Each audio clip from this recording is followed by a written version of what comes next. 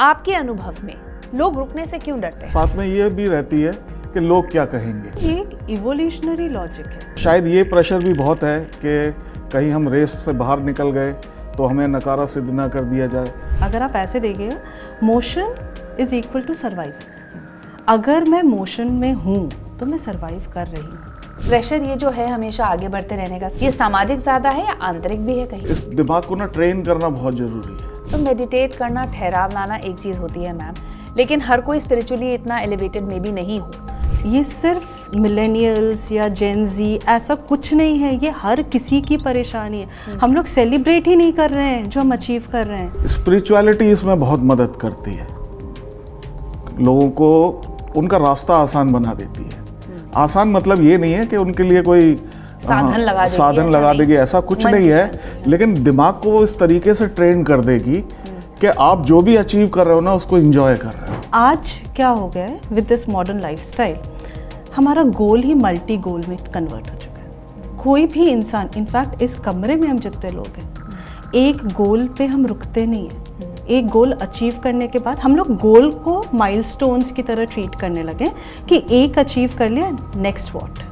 Social media पे आप देख रहे हैं कि सब कोई एक तो बनावटी जिंदगी जी रहे हैं आधे लोग, और उससे देख के दूसरे लोग जो हैं वो इंस्पायर हो रहे हैं, और वो जैसे मैम ने कहा कुछ वर्दी होते हैं वो तो अपने स्थान पर पहुंच जाएंगे, लेकिन कुछ शायद उस लेवल के ना हो वो भी बनने की कोशिश करते हैं और उस प्रोसेस में कहीं ना कहीं खुश नहीं होते।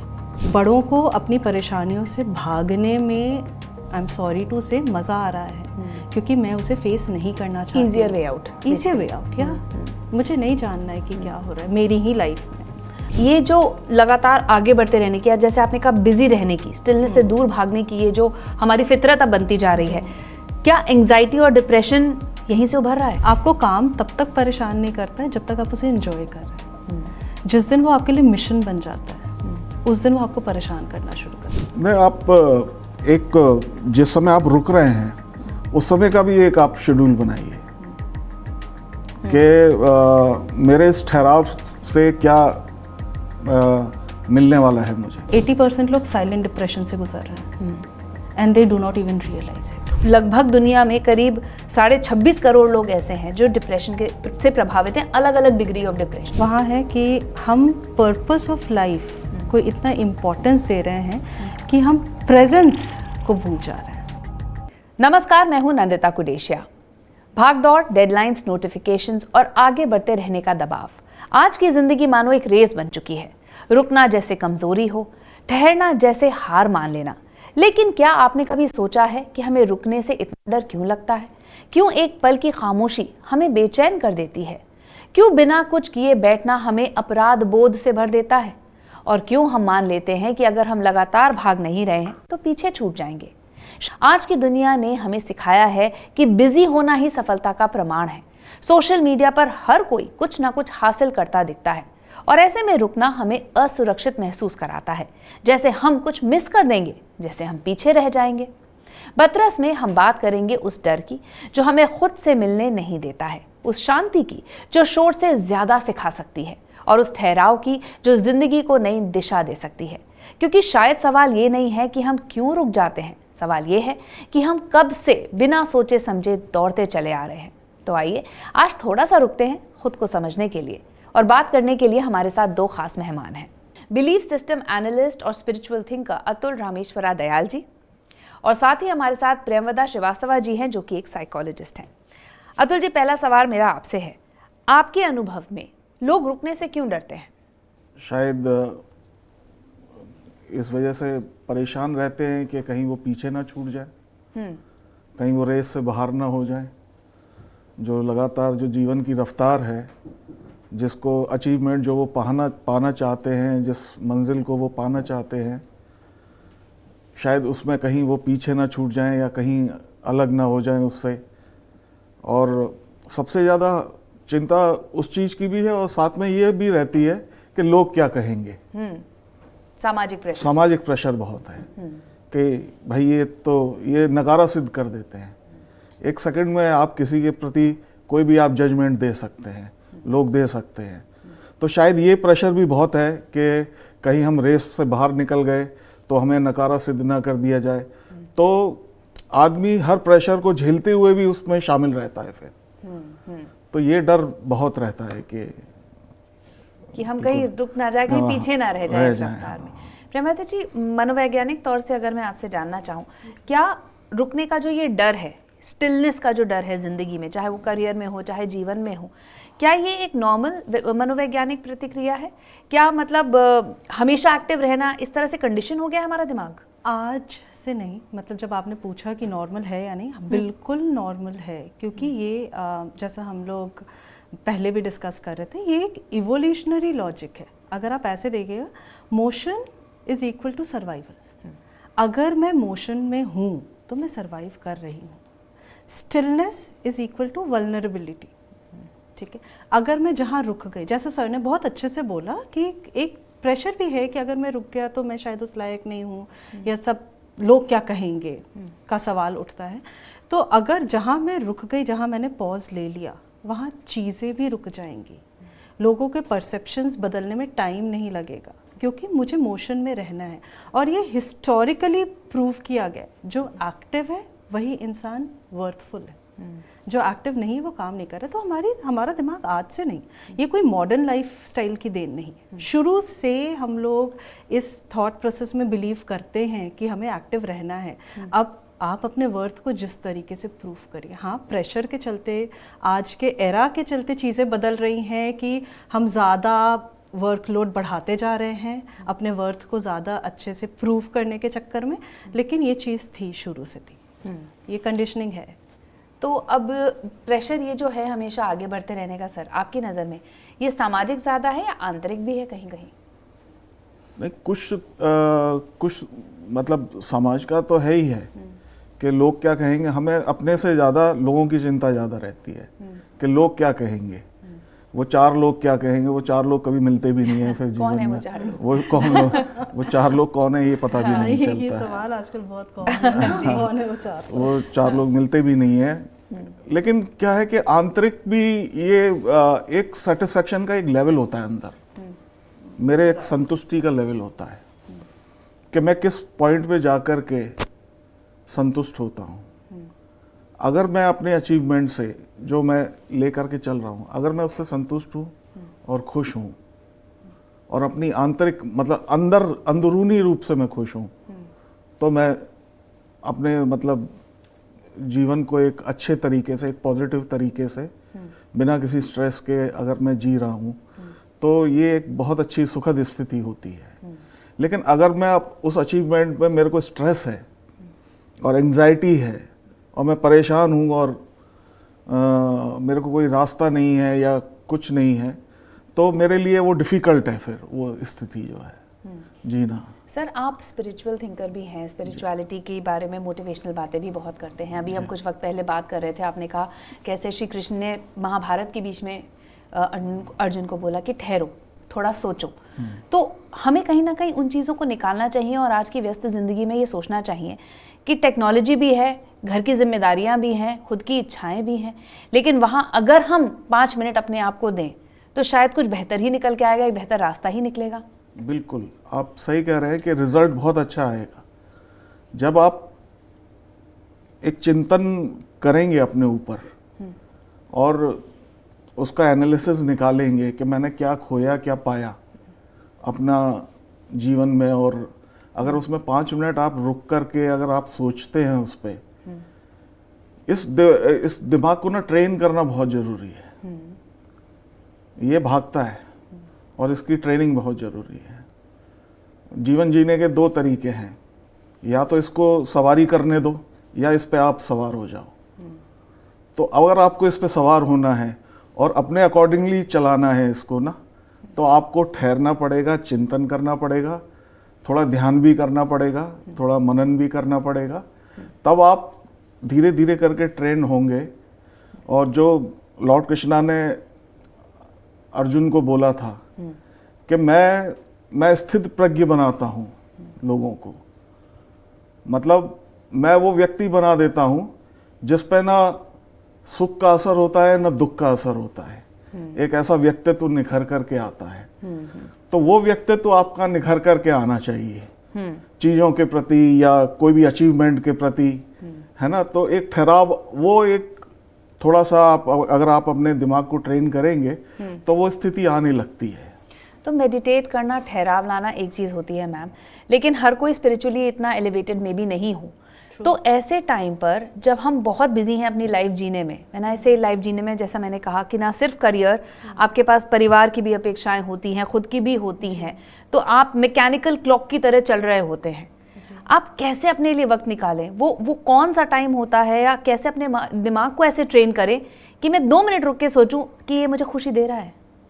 हमारे साथ पहले क्या होता था कि पहले एक गोल होता था और लाइफ के माइलस्टोन्स होते थे। माइलस्टोन्स बस वो रास्ते में चलते हुए पड़ाव मानते थे हम लोग, ठीक है।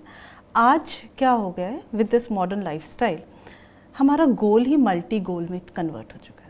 कोई भी इंसान, इनफैक्ट इस कमरे में हम जितने लोग हैं, एक गोल पे हम रुकते नहीं हैं। एक गोल अचीव करने के बाद हम लोग गोल को माइलस्टोन्स की तरह ट्रीट करने लगे कि एक अचीव कर लिया, नेक्स्ट व्हाट, ठीक है। अब वो नेक्स्ट व्हाट पॉज तो है नहीं, again going back to the same thing कि हम अपने वर्थ को प्रूव करने में लगे हुए। इट सर ने बोला संतुष्टि, कहाँ है संतुष्टि? कौन संतुष्ट है? कोई भी संतुष्ट नहीं है। और वो संतुष्टि हमें तब मिलती है एज अ डोपामाइन जब हमें वैलिडेशन मिलता है। कोई बोल देगा हाँ तुमने वो अचीव कर लिया, तो अच्छा हाँ मैंने गोल अचीव कर लिया, तब वो रियलाइजेशन हिट करता है। अगर मैं खुद से अचीव करके बैठी हूँ और जब तक 4 लोग उसे, एक्चुअली वो 4 लोग जो नज़र नहीं आते हैं, वो 4 लोग जब तक उसे वैलिडेट नहीं करेंगे, स्टैंप नहीं लगाएंगे, तब तक मैंने अचीव नहीं किया। और ये स्ट्रगल सिर्फ हम लोगों का नहीं है, मतलब irrespective of gender, age, boundaries, geography, ये हर टाइम का है। With given scenario it is increasing. तो जैसा सर ने बताया, पहले तो आपको ये अपने आप में कंटेंटमेंट लाना होगा, संतुष्टि चाहिए कि मुझे वैलिडेशन की ज़रूरत नहीं है। दूसरा, मेरा अगर गोल है तो that is my prime goal, that is my target to achieve. अब उस गोल को मैं ब्रेक करके मल्टीपल गोल्स में कन्वर्ट नहीं कर रहा हूँ या कर रही हूँ। जब मैं वहाँ पहुँच रहा हूँ तो फिर मुझे पॉज लेना है। नेक्स्ट व्हाट मुझे तुरंत शुरू नहीं करना है। It is not from one milestone to another. I need to take a pause, I need to think over it. आप तब तक एक्टिव रहिए, तब तक काम करिए जब तक आप वहाँ पहुँच नहीं रहे। जब वहाँ पहुँच रहे तो उस पड़ाव को एंजॉय करिए। People have stopped celebrating their achievements. मैं किसी को नहीं देखती हूँ, इनफैक्ट वो स्कूल के बच्चे ही क्यों ना हो। आप विश्वास नहीं करेगा, मेरे पास can I share my cases? Yes yes okay. तो एक बच्चा है और बहुत डेडिकेटेडली उसने पढ़ाई की, ठीक है, एंड IIT भी क्लियर कर लिया फर्स्ट अटेम्प्ट में, very good rank, very good stream he got. और उसके बाद मुझे लगा ठीक है, नाउ ही इज सॉर्टेड। पहले भी उस बच्चे का ट्रबल ये नहीं था कि मैं कैसे करूँगा, मुझे क्या करना है। वो मेरे पास आया भी इसलिए था कि अगर मुझे कोई पढ़ाई करने के टाइम डिस्टर्ब करता है, जैसे मम्मी ने बोला चलो आइसक्रीम खा के आते हैं, तो that is disturbance for me and it irritates me. मुझे मेरे फोकस से डाइवर्ट किया जा रहा है। वो इस तरीके से घुसा हुआ था उसमें। अचीव करने के बाद उसने मुझे कांटेक्ट किया कि ma'am I want to have a session with you. I said okay fine. मुझे लगा शायद हॉस्टल की लाइफ है, नई ज़िंदगी है, परेशानी होगी। तो मैंने उससे पूछा कि मतलब सेशन में मैंने पूछा कि हाँ कैसा चल रहा है, क्या है? नहीं मैम एवरीथिंग इज सेट, बहुत मज़ा आ रहा है, ठीक है क्या, बट नेक्स्ट व्हाट? 1 हफ्ता हुआ नहीं था उसे। And I am telling you Nandita ji, वो one of the premium institutes of India जहाँ सिर्फ टॉप रैंकर्स जाते हैं, वहाँ पहुँचकर वो बच्चा मुझसे पूछ रहा है नेक्स्ट वर्ड। मैंने बोला अभी 1 साल तो एंजॉय कर लो, समझो कि क्या कर रहे हो, कैसे कर रहे हो और क्या करना है, सीनियर्स को ऑब्जर्व करो। नहीं मेरे पास कोई गोल नहीं है और this is disturbing me and that is why I wanted to talk to you. तो ये सिर्फ मिलेनियल्स या जेन जी ऐसा कुछ नहीं है, ये हर किसी की परेशानी है। हम लोग सेलिब्रेट ही नहीं कर रहे हैं जो हम अचीव कर रहे हैं। वो सेलिब्रेशन में भी तो पॉज होगा। आप 10 लोगों से मिलिएगा, बातें करिएगा, जो रिक्वायरमेंट्स है वो पूरी होंगी और फिर आप आगे बढ़िए। नहीं कर रहे। अतुल जी, जैसे मैम बता रही हैं, इसी से मेरे दिमाग में आया कि बहुत एक थिन लाइन है। मतलब ये भी कहा जाता है कि आप अपनी लाइफ में बहुत जल्दी सेटिस्फाई भी मत हो जाओ, आप अपनी वर्थ के हिसाब से आगे काम करते जाओ, आप कहीं पहुंचेंगे, आपको बिगर अपॉर्चुनिटीज़ मिलेंगी, आप उसके लिए भी काम करते रहो। लेकिन क्या उस रास्ते को स्ट्रेसफुल बनाना इतना इम्पोर्टेंट है? क्या ये ठहराव जिसकी हम बात कर रहे हैं, या जो अपने लिए वक्त निकालना जिसकी हम बात कर रहे हैं, ये हमारे डेली रूटीन का या रोजमर्रा का हिस्सा नहीं होना चाहिए? नहीं, आप उसके लिए कीमत क्या दे रहे हैं वो आप सोचिए इस बात पे। क्या मतलब ऐसे ही जिंदगी चलेगी क्या? कीमत आपने जो अपनी चलिए जो भी मंजिल आपने तय करी है, मतलब उसका जो आउटकम है आपके पूरे इस प्रयास का, वो क्या है? क्या आप उसको एंजॉय करने लायक रहेंगे जब तक उसको अचीवमेंट? सुंदर बात आपने कही ना, इतना कितना क्यों मर रहे हो, इतना तो जीना भी नहीं है। तो वही बात है। और मेरे को ये लगता है कि मैं क्योंकि थोड़ा स्पिरिचुअलिटी से रिलेटेड हूँ, स्पिरिचुअलिटी इसमें बहुत मदद करती है, लोगों को उनका रास्ता आसान बना देती है। आसान मतलब ये नहीं है कि उनके लिए कोई साधन लगा देगी, ऐसा कुछ नहीं है, लेकिन दिमाग को वो इस तरीके से ट्रेन कर देगी कि आप जो भी अचीव कर रहे हो ना उसको एंजॉय कर रहे हो। एंजॉय कर रहे हो तो खुश हो तो संतुष्टि है, तो वो संतुष्टि आपके अंदर पैदा हो जाती है, चाहे वो अचीवमेंट छोटा सा क्यों ना हो। बिल्कुल, है ना? बिल्कुल। लेकिन अगर हम प्रतिस्पर्धा में ही लगे रहेंगे और किसी बड़े अचीवमेंट को मान करके कि मेरा छोटा है उसका बड़ा है, अगर इसी स्ट्रेस में अगर जीवन निकालेंगे तो आपके लिए दर्दनाक रहेगा। उसका आउटकम फिर दर्द ही होगा और सुख तो नहीं हो सकता। बिल्कुल। प्रेमिता जी, आप बहुत सारे कॉर्पोरेट्स में भी जाती हैं। मैं वर्क की ज़्यादा बात इसलिए कर रही हूँ कि आजकल के ज़माने में अनफॉर्चुनेटली हम ज़्यादा टाइम अपने वर्क स्पेस में बिताते हैं और मैक्सिमम स्ट्रेस भी वहीं से आता है, चाहे वो कंपटीशन की वजह से हो, सेल्फ ग्रोथ की वजह से हो, किसी भी वजह से हो। कैसे लोग आते हैं और आप उनको बोलती हैं कि इस कंपटीशन स्ट्रेस को डील करें और प्लस अपने लिए भी थोड़ा वक्त निकालें? बेसिकली जो लोग आते हैं, ठीक है, वो सिर्फ काम से परेशान नहीं होते। आपको काम तब तक परेशान नहीं करता है जब तक आप उसे एंजॉय कर रहे हैं। जिस दिन वो आपके लिए मिशन बन जाता है, उस दिन वो आपको परेशान करना शुरू कर देता है और बाकी सारी चीज़ों का बैलेंस ख़राब हो जाता है। सो क्यूरियोसिटी एक लेवल पे होती है, डेडिकेशन एक लेवल पे होता है, लेकिन आप कितना, जैसे सर ने बोला कि आप कीमत क्या चुका रहे हैं, उस पैरामीटर पे जब आप नापना शुरू करिएगा तो आपको रियलाइज, बहुत सारे लोग ऐसे होते हैं जो दिन रात लगे पड़े हैं लेकिन घर का बैंड बजा पड़ा है, बच्चे टीन्स हो गए, जैसे आपने भी मैम सबैटिकल लिया, ठीक है, तो आपने उसे प्रायोरिटाइज किया, ठीक है, and when you rejoined, you did not rejoin with a regret, right, क्योंकि आपने जो किया उसमें आपको कंटेंटमेंट था और आपको लगा कि इस समय मेरी ज़रूरत यहाँ थी, इसलिए मैं यहाँ थी, अब मेरी ज़रूरत वहाँ नहीं है तो मैं कहीं और मूव करें, and that is what is needed. You need to understand that filter. Modern lifestyle की बात करें तो मॉडर्न लाइफस्टाइल से क्या होता है? मॉडर्न लाइफस्टाइल हमारे ब्रेन को ओवर स्टिमुलेट कर रहा है, ठीक है। जब हम ओवर स्टिमुलाइजेशन के प्रोसेस में जा रहे हैं तो हम एक साइलेंस को अवॉइड कर रहे हैं, ठीक है। उस साइलेंस, वो अवॉइडेड साइलेंस में हम अपनी हीलिंग को प्रिवेंट कर रहे हैं, क्योंकि हम हील नहीं हो रहे हैं, और जब हम अनहील्ड हैं तो हम दौड़ते ही रहेंगे ना मैम, और थकेंगे भी जल्दी। हम सिर्फ अगर हमारा हीलिंग प्रोसेस शुरू होता है, ठीक है, तो हम थकेंगे नहीं और हम लिसनिंग मोड में आते हैं, हम अपने अगल बगल जो हो रहा है उसे ऑब्जर्व करेंगे, और जब वो आने लगता है ऑटोमेटिकली कंटेंटमेंट आ जाता है। स्पिरिचुअलिटी हो, साइकोलॉजी हो, philosophy, everything is science, and all you need to do is acceptance. अगर मेरी प्रायोरिटी आज आपके ऑफिस में बैठ के पॉडकास्ट करना है तो मेरी प्रायोरिटी है, उसके चलते if I am missing out और कैंसिलिंग फ्यू सेशंस और postponing few sessions, I need not carry that regret. तो आप जहाँ हैं उसे अपना 100% दीजिए। सर, ये कितना ज़्यादा ब्लर होता जा रहा है with social media into picture. अब सोशल मीडिया पे आप देख रहे हैं कि सब कोई एक तो बनावटी ज़िंदगी जी रहे हैं आधे लोग, और उससे देख के दूसरे लोग जो हैं वो इंस्पायर हो रहे हैं, और वो जैसे मैम ने कहा कुछ वर्दी होते हैं वो तो अपने स्थान पर पहुंच जाएंगे, लेकिन कुछ शायद उस लेवल के ना हो वो भी बनने की कोशिश करते हैं और उस प्रोसेस में कहीं ना कहीं खुश नहीं होते। तो सोशल मीडिया के आने से सर कितना प्रेशर बढ़ गया है? बहुत प्रेशर बढ़ा है, क्योंकि मैं तो देखता हूँ कि सोशल मीडिया परोस क्या रहा है लोगों को, कि किस तरफ ले जा रहा है। मतलब उसमें केवल धर्म, स्पिरिचुअलिटी और ये सब भी नहीं है, और भी विषय पर आते रहते हैं सोशल मीडिया के। तो वो जिस तरीके से वो जो डालते हैं सोशल मीडिया पे, वो उनका असली जरूरी नहीं चरित्र होना। हाँ नहीं होता है।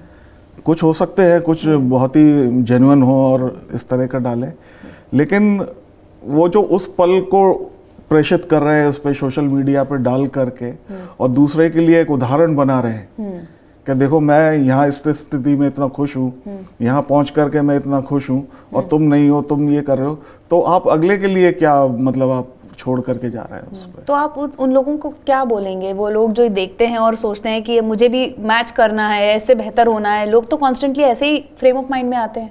नहीं, उनको अपने लिए सोचना चाहिए कि मुझे कैसे खुश रहना है, मेरी खुशी किस में है, मेरे को क्या अचीव करके मेरे को संतुष्टि मिलेगी।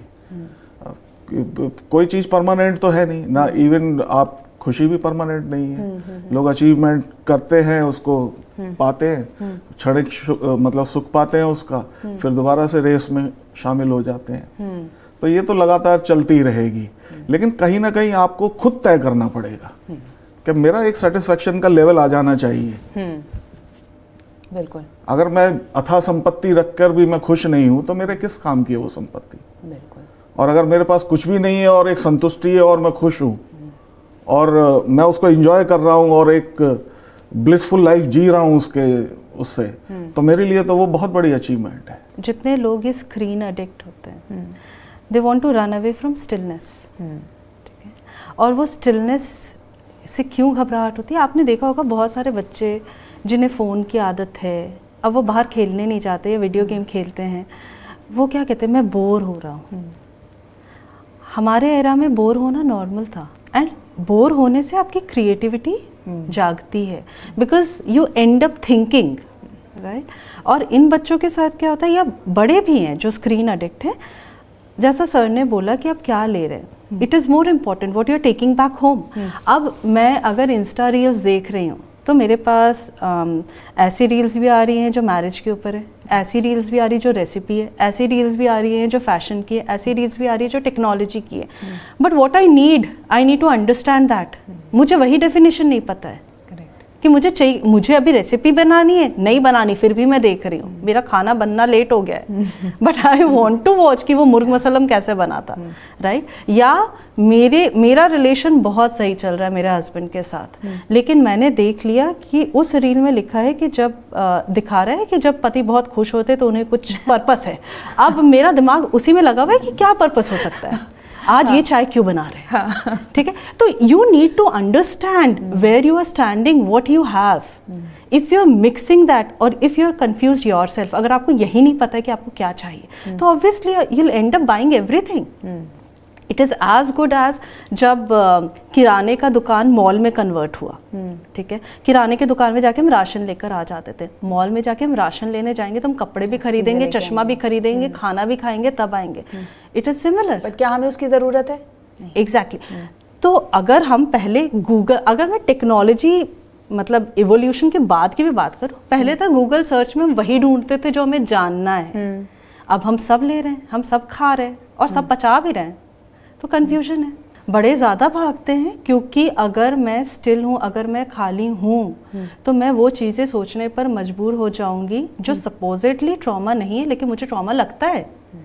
क्यों? क्योंकि मेरा बर्दाश्त कम है। मेरा बर्दाश्त इसलिए कम है क्योंकि मुझे एस्केपिज्म में डोपामाइन मिलता है, ठीक है। हर एक ट्रिगर जो शायद 10 साल पहले मैं बहुत आसानी से झेल जाती और कभी रिटर्न करके सोचती भी नहीं कि उसने ऐसा बोला या मुझसे ये मिस हुआ, आज वो मेरे लिए बहुत बड़ी बात है क्योंकि मैं उसके ऊपर रिफ्लेक्ट नहीं करना चाहती हूँ। और इस स्टिलनेस से बड़े ज़्यादा एडिक्टेड है। बड़ों को अपनी परेशानियों से भागने में, आई एम सॉरी टू से, मज़ा आ रहा है क्योंकि मैं उसे फेस नहीं करना चाहती। Easier way out, easier way out. या मुझे नहीं जानना है कि क्या हो रहा है मेरी ही लाइफ में। बट सर, इससे एक ख़राब ट्रेंड ये भी शुरू हो रहा है, जैसे हम हमेशा कहते हैं कि बच्चे जो देखते हैं उससे ज़्यादा सीखते हैं। तो अब आप क्या देख रहे हैं कि आपके पेरेंट्स दोनों वर्किंग हैं, आपके लिए वीकडेज़ में वो सिर्फ आपको सुबह मिलेंगे और रात को मिलेंगे, वीकेंड्स पे शायद घर के काम करते हुए मिलेंगे। तो बच्चे भी तो यही देख के बड़े हो रहे हैं कि भाग दौड़ है ज़िंदगी, जब हॉलीडे होगी 1, 2, 4 महीने बाद तब वक्त मिलेगा परिवार के संग। तो ये आई थिंक इस जनरेशन को ही चेंज करना पड़ेगा ताकि अगली जनरेशन बेटर हो। बिल्कुल आप सही कह रहे हैं, क्योंकि बच्चे तो वही सीखेंगे जो देख रहे हैं। और आज की जनरेशन तो और भी ज़्यादा उसको बहुत माइन्यूटली चीज़ों को देखती है। आप पति पत्नी के रिलेशन को देखती है, आपके काम के प्रति आपके रवैये को देखती है, और उससे ज़्यादा वो लोग चीज़ों को अपने ग्रास्प करते हैं। तो कम से कम हम लोगों को जो मतलब इस रेस में लगे हुए हैं उनको ये तो देना चाहिए कि आगे वाली जनरेशन को, जो आ रही जनरेशन है हमारे लिए आगे आ रही है, हम उनको एक ऐसा संतुष्टि वाला भाव दें, या उनको कम से कम उनके साथ रह के, उनके साथ वक्त बिता करके अपने रिलेशन को थोड़ा सा मजबूत करें। क्योंकि बच्चे जो है, जो इस तरीके से रह जाते हैं, वो इमोशनली नहीं जुड़ पाते अपने माता पिता से। बिल्कुल। उनको तो वो थोड़े समय के बाद वो एक एटीएम नज़र आने लगता है और एक खाने पीने का साधन नज़र आने लगता है। तो ये जो मानसिकता जो बनती जाती है ना, ये बड़ी खतरनाक है। थोड़ी सी इंडियन कल्चर की भी ये प्रॉब्लम है कि हम अपने वर्क आवर्स और फैमिली टाइम को डिफाइन नहीं करते हैं, क्योंकि बच्चे तो शायद यही देख रहे हैं कि अगर हम डिनर टेबल पे बैठे हैं और पापा का वर्क कॉल आएगा तो उठ के चले जाएंगे, मम्मी की मीटिंग होगी तो उठ के चली जाएंगी। वो ये नहीं देखते हैं कि डिफाइंड आवर्स हैं। तो ये इंडियन कल्चर का भी शायद थोड़ा सा हमें भी बचा के रखना है इसको। नंदिता जी, मैं ये नहीं मानती कि बच्चे देख रहे हैं, मैं ये मानती हूँ कि हम बच्चों को सिखा रहे हैं। और ये सिर्फ फ़ोन स्क्रीन, मेरा बिजी रहना मेरे बच्चों को नहीं सिखा रहा है, क्योंकि मैं बिजी हूँ, मेरा बच्चा डिस्ट्रैक्ट नहीं हो जाए, इसलिए मैं अपने बच्चों को एक के बाद एक क्लासेस में एनरोल कर रही हूँ कि वो बिजी रहे, वो कुछ उठपटांग ना कर ले। और मैं उसे ये आदत दिला रही हूँ कि तुम स्कूल से 3:30 बजे आओ, तुम 4 बजे फलाना क्लास में जाओ, 6 बजे दूसरे क्लास में जाओ। अगर मैं घर पर नहीं हूँ, मान लीजिए मेरा 9 से 8 बजे रात तक का जॉब है, तो मैं तुम्हें ऐसे डे केयर में डालूंगी जहां तुम एक्टिव रहो। मुझे तुम्हें एक्टिव बनाना है। अब मुझे एक्टिव इसलिए बनाना है कि तुम्हें कुछ गलत आदत ना लग जाए, लेकिन वो मेरे अंदर का डर है। मैं खुद अपने बच्चे को स्टिलनेस नहीं सिखा रही हूँ कि तुम 1 घंटे घर में बैठो, मैं सिक्योर्ड हूँ कि तुम कुछ नहीं करोगे। मुझे वो डर है, इसलिए मैं तुम्हें बिजी रख रही हूँ। अब तुम्हें बिजी रखने की आदत तो मैंने 6 साल से डाल दी है, अब तुम बिजी हो, अब ये आपकी बेस बन गया, आपका फाउंडेशन बन गया। अब आपकी रिक्वायरमेंट ही है कि आपका दिमाग अगर फंक्शनल नहीं है तो आप अडल्टहुड में स्टिलनेस कैसे ढूंढिएगा? आपको तो अपना दिमाग चलाते रहना। मैंने वो सिखाया है, मेरा बच्चा देख के नहीं सीख रहा है, मैंने उसे वो गिफ्ट दिया है। We need to pause as parents. सही बात है। और मैम, ये जो लगातार आगे बढ़ते रहने की, जैसे आपने कहा बिजी रहने की, स्टिलनेस से दूर भागने की, ये जो हमारी फितरत अब बनती जा रही है, क्या एंजाइटी और डिप्रेशन यहीं से उभर रहा है? हाँ, टू सम एक्सटेंट यस।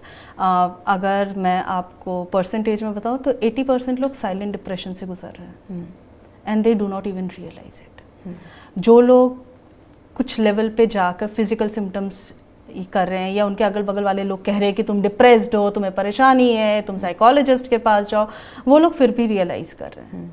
ठीक है, तो और बाकी लोग तो उसके साथ जूझ रहे कि ठीक है यार, सबके साथ होता होगा, क्योंकि एक तो मेरा इंटरेक्शन लेवल भी कम हो चुका है, और इसलिए नहीं कि कोई मुझसे बात करने वाला है नहीं, मैंने वैसा बना लिया है कि मुझे किसी से शेयर नहीं करना है। ठीक है, और 2-4 लोग गिनती के हैं, तो उन्हें अगर बताओगे भी तो वो बोलेंगे अरे यार, ये तो मेरे साथ भी हो रहा है। ठीक है, आप किसी से एक टॉपिक जब शेयर करते हैं तो यूजुअली ये होता है या तो उस इंसान का एक्सपीरियंस है उस टॉपिक पर, या वो उससे सफ़र कर रहा है। ठीक है, तो अगर मैं गृहिणियों की बात करूं और वो बहुत ही दुखी हैं, घर में बहुत कलेश हो रहा है, तो वो किसी ऐसे से ही बात करेंगी जिनके घर में कलेश हो रहा है, क्योंकि जिनके घर में शांति है वो बोलेंगे अरे यार क्यों झेल रही हो, खत्म करो, और वो टॉपिक वहाँ खत्म हो जाएगा। लेकिन जो खुद भी झेल रहा है, they'll share their experience, yeah, and once they'll start sharing their experiences, it will be like सबके साथ हो रहा है, और वो समझ में नहीं आता। तो people are suffering from silent depression, anxiety, it is very normal. जो नॉर्मल स्क्रीन एडिक्शन, ये क्या है, बार बार मैं भगा रही हूँ, क्यों मैं इधर से उधर क्यों भाग रही हूँ? क्योंकि मैं खुद एंग्शियस हूँ, मुझे खुद नहीं पता है कि मुझे क्या होता है। एंग्जाइटी और फियर में एक बहुत थिन लाइन डिफरेंस मैं हमेशा कहती हूँ। Fear is you are scared of something which is identified, that is fear. Anxiety में दैट इज नॉट आइडेंटिफाइड. ठीक है, ये अनआइडेंटिफिकेशन जो चीज़, अनआइडेंटिफाइड जो चीज़ है वो कन्फ्यूजन से ही तो है ना नंदिता जी. मुझे पता नहीं है कि क्या चाहिए, मुझे पता नहीं मुझे किससे डर लग रहा है, मुझे बस घबराहट है, बेचैनी है. जब वो पता चल जाएगा तो डर में बदल जाएगा, और जब वो डर में बदलेगा तो उसे लड़ना आसान हो जाएगा. लगभग दुनिया में करीब 26.5 करोड़ लोग ऐसे हैं जो डिप्रेशन से प्रभावित हैं, अलग अलग डिग्री ऑफ डिप्रेशन. अध्यात्म इसमें कैसे मदद करता है? क्या अपनी ज़िंदगी में, रोज़मर्रा की ज़िंदगी में एक चीज़ लोग ले आएँ जिससे धीरे धीरे उनका उत्थान होने लगे, धीरे धीरे मन स्थिर होने लगे? क्या कर सकते हैं? अगर पहले तो थोड़ा सा चिंतन करें अपने आप को लेकर के, और कोई भी तमाम सारे आजकल मेडिटेशन, ध्यान, इवन मैम क्लासेस लेती हैं, उस तरह के जो लोग हैं उनसे मिलके अपना, एक स्टिग्मा और भी है सोसाइटी के अंदर कि वो अपने आप जो भी डिप्रेशन से, मैम ने बताया 80% अगर गुजर रहे तो बताते नहीं है किसी को, कि लोग उनको पागल ना कहना शुरू सर, करें. खुद भी नहीं समझ में आता है ना, खुद भी नहीं आइडेंटिफाई, खुद ही नहीं पता. और एक ये भी है, डर भी लगता है कि अगर मैंने कहा कि मेरे को दिमागी कोई समस्या है तो लोगों को लगता है कि कहीं ये दिमागी रूप से, हाँ, वो नहीं. जैसे मैम ने कहा, जिसके एक्सपीरियंस तो होते हैं वो तो समझता है, जिसके नहीं है वो कहीं ना कहीं आपको जज करेगा. हाँ, तो उन लोगों को मैं तो यही कहूँगा कि अगर इस स्थिति से गुजर रहे हैं तो उनको कहीं ना कहीं जाके काउंसलिंग लेनी चाहिए, अपने आप को जानना चाहिए, अपने आप को एक सुखद स्थिति में लाना चाहिए. अध्यात्म इसमें मदद करता है, इसमें कोई दो राय नहीं है. क्योंकि मेडिटेशन में क्या करते हैं, आप अपने माइंड को ना ट्रेन करते हैं कि ये धीरे धीरे करके स्टिलनेस की अवस्था में आने लगे, धीरे धीरे करके जो विचारों का प्रवाह है, जो लगातार चल रहा है तेजी से, जिसकी चेन बनती चली जा रही है, कम से कम उसमें धीरे धीरे करके रुकावट शुरू हो, एक वैक्यूम क्रिएट हो व्यक्ति के अंदर. जब तक वो वैक्यूम उसके अंदर क्रिएट नहीं होगा तब तक विचार उसको परेशान करते रहेंगे. बहुत सारे तरीके हैं इसमें कि जैसे हार्टफुलनेस का अपना एक तरीका है कि उसमें आप पहले जा कर के सिटिंग्स लेते हैं, तो वो आपको एक ट्रेन करते हैं आपको कि आप मेडिटेशन कर पाएँ. अच्छा. और जब आप धीरे धीरे करके शुरू करते हैं तो आपको लगेगा कि मेरे अंदर परिवर्तन आ रहा है. क्योंकि हम लोगों को कहा जाता है कि आप जो भी एक्सपीरियंस करें अपने ध्यान के दौरान, उसको आप अपनी डायरी में लिखिए. क्योंकि जब आप 3 महीने बाद अपनी डायरी को पलट करके वापस देखें कि मैं पहले दिन क्या था और अब 3 महीने बाद क्या हूँ, तो आपको पता लगे कि आपने कितनी यात्रा की है. तो क्या वैसे भी अच्छी आदत है मेरे ख्याल, जब थोड़ा वक्त हो तो आप जर्नलिंग करने लगे, और आई थिंक उससे भी बहुत वो मिलता है ना. क्योंकि आप अपने दिमाग में मत रखिए उस विचार को, अगर आप लिख देते हैं ना तो वो किसी और का हो जाता है, आप उसे छोड़ देते हैं. बिल्कुल. तो ये डायरी लिखना तो बहुत अच्छा, मतलब एक अच्छी चीज़ है. मुझे एक और चीज़ लगता है जहाँ हम कोलैप्स कर रहे हैं, वहाँ है कि हम पर्पस ऑफ लाइफ को इतना इम्पोर्टेंस दे रहे हैं कि हम प्रेजेंस को भूल जा रहे हैं. ठीक है, so we are prioritising the purpose over presence, and we need to prioritise presence over purpose. Right. Purpose is just a medium to live your life, but your presence is what matters. Correct. And we are forgetting that. So that is where we need to, balance ourselves. बहुत ही अच्छी बात ma'am ने कही है कि हमें वो रास्ता भी तो एंजॉय करना है ना मंजिल तक पहुंचने का. क्या पता जब मंजिल पे पहुंचे तो इस लायक हो ना हो, तब वो लोग साथ हो ना हो जिनके संग एंजॉय करना था. तो ठहराव इसलिए भी बहुत ज़्यादा ज़रूरी है. सर, एक और चीज़ मैं जानना चाहूँगी, जो ठहराव का ये वक्त हम सोचते हैं कि अपने लिए निकालें, एक तो कई बार इसको लेजीनेस से भी कंपेयर किया जाता है कि अरे आप रुक गए हो, आप लेजी हो गए हो. इससे मैं आपको साइकोलॉजिकल पूछूंगी मैं आपसे, बट इससे पहले सर, कि जब हम अपने लिए वो ब्रेक लेते हैं उसमें अपने आप को मोटिवेटेड कैसे रखें? देखिए बहुत कॉन्ट्रडिक्टरी है दोनों, कि हम रुक भी रहे हैं पर हमें मोटिवेटेड भी रहना है. कैसे कर सकते हैं? नहीं, आप जिस समय आप रुक रहे हैं उस समय का भी एक आप शेड्यूल बनाइए कि मेरे इस ठहराव से क्या मिलने वाला है मुझे. आप तय करेंगे ना, आप कोई भी कदम उठाते हैं, कोई भी आप नया चीज कोई निर्माण करते हो, उससे पहले एक विचार आता है आपके दिमाग में. आप उस विचार को सामने लेकर के आइए कि मैं इस जो मेरा ये पूरा जो प्रक्रिया है ठहराव की, इससे मेरे को संतुष्टि मिलने वाली है। मैं खुश रहने वाला हूँ इससे। मुझे दुनिया की परवाह नहीं है कि लोग क्या कहेंगे, क्यों रुक गए और ये सब। तो पहले आप अपने आप को उसमें वो करिए कि मैं इससे संतुष्ट हूँ और मैं ये ठहराव चाहता हूँ अपनी संतुष्टि के लिए, अपने अचीवमेंट को समझने के लिए और अपने आगे बढ़ने के लिए। रिफ्लेक्ट करना। मैम यही बात आप भी बता रही थी कि हमें अपने ब्रेन को ट्रेन करना पड़ता है कि we are in a happy state and then prioritise करना होता है। मैम एक बहुत ही नामी फिलोसोफर हैं फ्रेडरिक, उन्होंने कहा था one who understands his why to live can bear any how. तो जिसे ये पता है कि उसके जीवन का क्यों क्या है, ठीक है, वो कैसे पता लगा लेता है। मतलब क्यों इज वाई और कैसे इज हाउ, ठीक है। तो अगर आप ठहर भी रहे, जैसे आपने कहा कैसे मोटिवेट, तो अगर आपको पता है कि आप क्यों ठहरे हैं तो आपको पता है आप उसे कैसे पार करिएगा। लेकिन अगर आपको यही नहीं पता है कि आप क्यों ठहरे तो आप कैसे पार नहीं कर सकते हैं। तो it is very important to understand your whys and your hows so that you can stay functional. तो मैं ये भी जानना चाहती हूँ आपसे कि श्रोताओं के लिए बताइए कि अपने आप को कैसे उन्हें अपने माइंड को ऐसे ट्यून करना चाहिए that I should have some time for myself. When I say my self, ज़रूरी नहीं है खुद उनके लिए हो, वो परिवार के साथ हो सकता है, उनके किसी अच्छे दोस्त के संग हो सकता है। Basically how to take time for their priorities. हाँ, और कैसे अपने दिमाग को ट्यून करें कि हाँ काम इम्पॉर्टेंट है, हाँ डेडलाइंस इम्पॉर्टेंट है, but this is also important. Ma'am you need to balance. Anybody जो भी आज हमें सुन रहा है, उन्हें ये बैलेंस और ये अंडरस्टैंडिंग लाइफ में बहुत ज़रूरी है कि कब किस चीज़ को इम्पोर्टेंस देना है, ठीक है। हो सकता है कि आपके लिए एक डेडलाइन है मीट करने की और उसी दिन आपके बच्चे का पेपर भी है, ठीक है। अब आपको बच्चे को पढ़ाना भी है क्योंकि उसकी तैयारी पूरी नहीं है और आपको अपना भी काम पूरा करना है, ठीक है। अब ऐसा तो नहीं कि आप काम छोड़कर बैठ जाइएगा, but then you will have to create a function जिसमें बच्चा भी पढ़े और आपका काम भी हो जाए। And you have to understand that ये कोई आपको नेविगेट नहीं करेगा।